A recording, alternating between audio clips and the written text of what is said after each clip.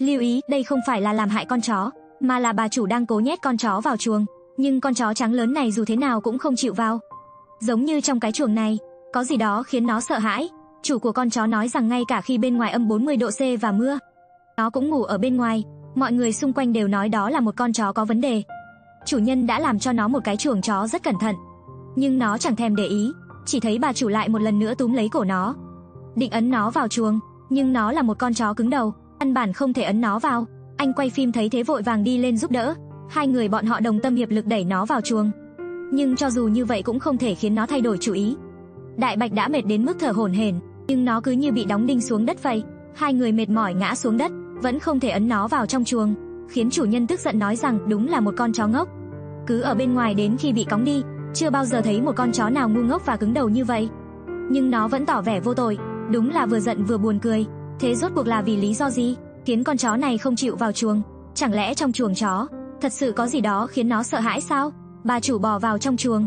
Bà ấy nói cái chuồng này do mình tự tay làm nên, rộng rãi và thoải mái, để tăng độ ấm, còn đặc biệt đặt thêm 2 tấm xốp ở bên ngoài. Nhưng ngay cả khi bà chủ tự mình bò vào và làm mẫu cho nó vẫn không chịu vào. Nó thà bị lạnh ở ngoài còn hơn đến gần cái chuồng.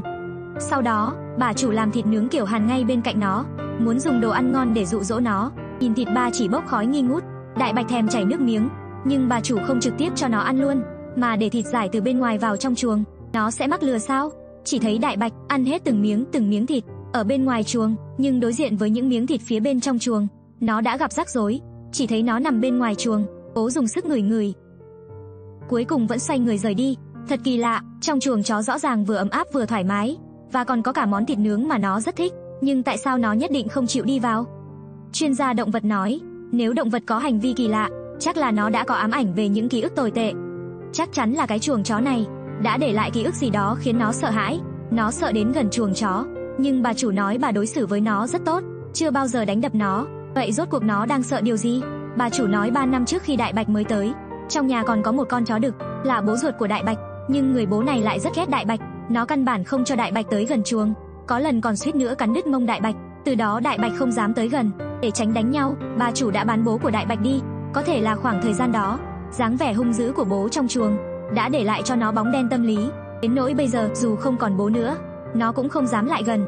Có lẽ nó cảm thấy bố sẽ trốn trong chuồng và cắn vào mông mình, vì thế nó thà chịu lạnh chứ không dám đến gần chuồng chó. Chủ nhân vô cùng thương nó, nên đã lập tức mua cho nó một cái chuồng mới. Cái chuồng mới này rộng rãi hơn nhiều so với trước đây. Hàng xóm xung quanh nhìn thấy đều nói cái chuồng này rất đẹp, cũng muốn mua một cái về, nhưng Đại Bạch giống như bị ma ám vậy, vẫn không chịu vào. Chắc nó nghĩ chỉ cần là chuồng chó thì sẽ có người bố muốn cắn mông mình, không còn cách nào khác. Chủ nhân của nó chỉ đành mời tới một chuyên gia.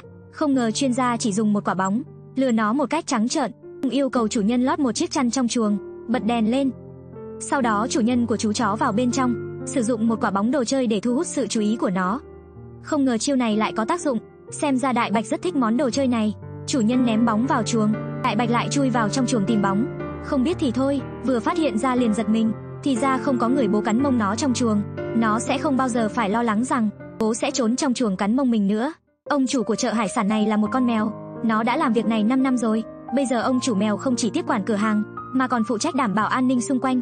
Mỗi buổi sáng trời còn chưa sáng, nó đã xuất hiện ở vị trí của mình. Hàng ngày, ngoài việc canh gác, nó còn phải cẩn thận quan sát để ngăn chặn nghi phạm xâm nhập vào lãnh thổ của mình. Khi con mèo vừa vào ca làm việc, nó chợt phát hiện ra có điều bất thường. Quan sát kỹ, hóa ra là một con chuột không biết phép tắc.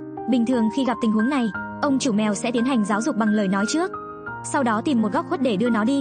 Kể từ khi ông chủ mèo tiếp quản chợ hải sản vào 5 năm trước, những con chuột trong bán kính vài cây số có thể ngửi thấy sự thay đổi. Thị trường này thuộc thẩm quyền của ông ta thường xua đuổi những con mèo hoang gần đó. Đối với loại chuyện tranh cướp địa bàn này, tất nhiên ông chủ mèo sẽ có thái độ không khoan nhượng. Lâu dần, nó cũng trở thành lão đại của bọn mèo ở khu đó. Nhưng làm thế nào để ông ta có thể đứng vị trí đầu ở đây? Theo lời chủ, con mèo này rất kỷ luật, nó luôn tuân thủ 3 nguyên tắc. Thứ nhất, không ăn hải sản bán ở chợ. Thứ hai, không nhận quà từ người lạ. Thứ ba, không đến muộn và về sớm. Chẳng lẽ trên đời này thật sự có mèo không ăn vụng sao?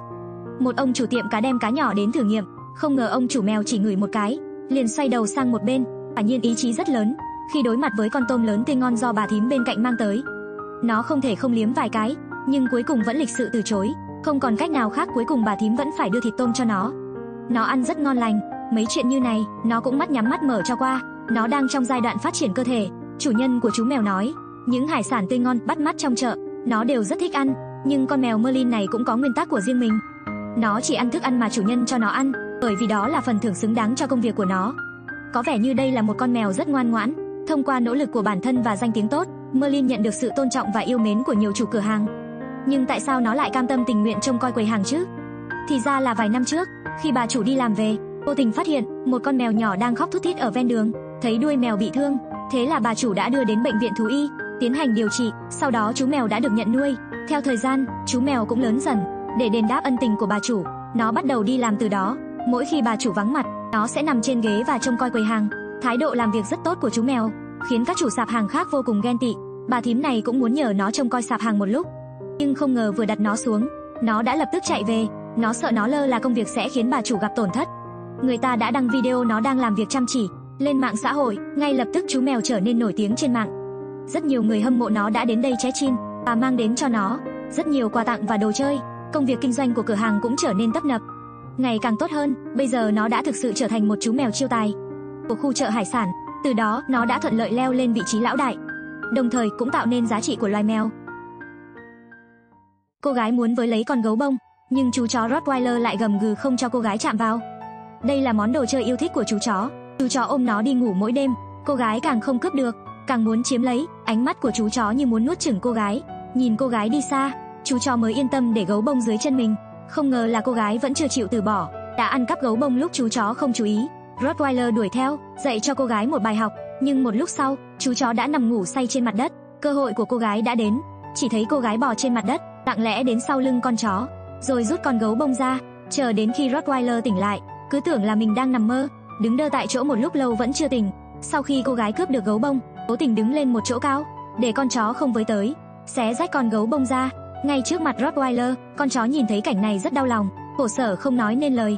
Nhìn thấy cô gái xé rách con gấu bông yêu thích của mình, con chó buồn bã nằm trên đất, nước mắt không ngừng chảy xuống.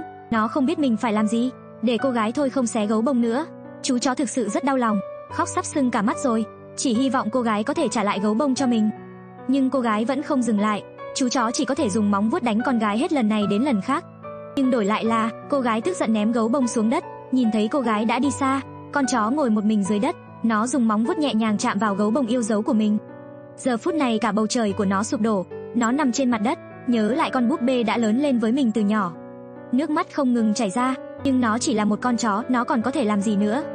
Lúc này, hy vọng mọi người hãy gửi lời an ủi và khích lệ đến nó. Loài chó này đặc biệt trung thành với chủ. Nhìn dáng vẻ khó chịu của chú chó, cô gái còn giơ like với nó. Cũng không biết là tại vì cảm xúc của chú chó, hay là bởi vì cô gái đã đạt được mục đích. Chú chó công con gấu bông đã nát bét đến cạnh ổ, sau đó bất lực ngã xuống. Nó thực sự rất buồn, nhưng mọi chuyện đã không thể cứu vãn được nữa. Và cô gái dường như cũng cảm nhận được cảm xúc của chú chó, nên lấy đồ ăn vặt mà nó yêu thích từ nhà bếp. Nhưng bây giờ chú chó đã không còn tâm trạng để ăn. Đôi mắt của nó chỉ có con gấu bông đã rách, và những giọt nước mắt vẫn chưa ngừng rơi. Rất nhanh, cô gái đã nhận ra mình có hơi quá đáng. Thế là, cô ấy lấy ra con gấu bông đã chuẩn bị từ trước. Cô gái biết chú chó từ nhỏ đã có một tình cảm đặc biệt đối với gấu bông. Cô gái ấy thấy con gấu bông vừa cũ vừa bẩn, nên cô gái quyết định dùng cách này trêu Rottweiler một chút. Không ngờ mọi chuyện lại thế này. Cho đến khi con búp bê mới xuất hiện, chú chó lập tức lấy lại tinh thần, chạy đến trước mặt cô gái bắt đầu quan sát từ trên xuống dưới. Ăn đồ ăn cũng cảm thấy ngon hơn, yêu thích đến mức không nỡ buông tay, làm gối ngủ ngon lành. Đôi khi chú chó rất dễ thương, mặc dù không thể nói chuyện. Người ta nói rằng có đến 99% không thể phân biệt đâu là con mèo thật trong trường hợp này. Chắc bạn nghĩ mèo thật là con này, nhưng câu trả lời hoàn toàn sai. Nó chỉ là một tấm thảm hình con mèo. Thật ra thì con mèo thực sự đang trốn ở đây. Bạn chưa tin sao? Vậy chúng ta sẽ làm lại lần nữa. Cho bạn 5 giây để tìm ra chỗ nấp của đại sư phụ mèo. IQ tuyệt vời của bạn có phải liếc mắt một cái là tìm thấy sư phụ mèo luôn không? Nhưng tôi rất tiếc phải nói với bạn, thật ra đó là mắt giả, và sư phụ mèo thực ra vẫn đang ẩn nấp ở vị trí ban đầu. Đừng nản chí, lần này chúng ta giảm bớt độ khó. Quy tắc cũ là có 5 giây để tìm nó. Bật bí cho các bạn một chút, đại sư phụ mèo đã để lộ ra chút sơ hở. Có lẽ bạn đã phát hiện ra cái đuôi, nhưng thật ra đó chỉ là một chiêu trò. Có phải các bạn lại đoán sai rồi không? Thực ra đáp án vẫn luôn ở vị trí cũ. Xem ra, sư phụ mèo đúng là một bậc thầy về ngụy trang, nhưng đó chưa phải là tuyệt kỹ duy nhất của sư phụ mèo. Trước khi thể hiện sức mạnh thực sự của mình, hãy bắt đầu với một bài kiểm tra đơn giản, 5 giây để tìm ra con mèo thật. Tôi đoán lần này sẽ không có ai đoán sai đâu. Tăng độ khó lên, trên giường có 6 con mèo, chỉ có một con là thật. Đến bây giờ thì bạn có thể đoán đúng rồi chứ? Hãy tìm ra con mèo đang ẩn nấp trên tấm ga thần kỳ này. Bạn có thể dễ dàng phát hiện ra nó bằng cách quan sát kỹ. Phải, nó đang nấp ở đây. Rõ ràng là ván đố này cho không chúng ta tìm con mèo thật trong 6 con mèo này. Hết giờ, không ngờ cả 5 đều là thật, chỉ có một con là giả. Có khó đoán không? Nghe nói rằng ai trả lời đúng sẽ trở nên giàu có trong năm nay. Trong rất nhiều con mèo giả tìm ra mèo thật, bởi vì cấp độ khó hơi cao, nên ván này chúng ta kéo dài thời gian thêm một chút. Cho mọi người thêm vài giây để suy nghĩ. Thì ra con mèo thật vẫn luôn ẩn nấp ở chỗ này. Cái này không chỉ tôi xem bị ngơ luôn, ngay cả sư phụ mèo khi nhìn thấy những con mèo giả này cũng bắt đầu mơ hồ luôn. Quá nhiều mèo giả thế này, người bình thường khó mà phát hiện ra. Trải qua nhiều ván như thế, không biết các bạn đã đoán đúng được bao nhiêu. Tiếp theo là ván cuối cùng, hãy đoán xem có bao nhiêu mèo sư phụ đang ẩn nấp ở đây.